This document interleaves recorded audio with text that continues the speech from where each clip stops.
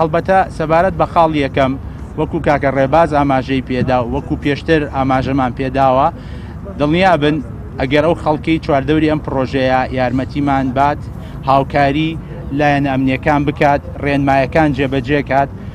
کەس یەکەم شت ئێمە گرنگترین شت لای ئێمە جارێ ڕۆحی ئینسانەکە خۆیەتی کەس زەرمەند نابێ ئەمە یەک دوو مەوزوعی پەنجەرەشکان و ئەو شتانە هەڵبەتە دڵنیا بن هەر شتێک هەر کەسێک زەرری پێگەشت دڵنیا بە ئێمە بەرپرسین یا بەرەوە تۆ کابرا حەقی خۆیەتی لە ماڵی خۆی دانیشتۆ پەنجەرەکەی شکا بەهۆی منەوە ئەگەر تەنانەت دراوسێشم بێت هەرە بێ بۆی چاکەم ئەمە خاڵی یەکەم خاڵی دووەم ببوورە سەبارەت بە تێچووی ئەم پرۆژەیە پرۆسەی ڕووخانەکە نزیکەی 1 ملیۆن دۆلاری تێچێ خوا نابن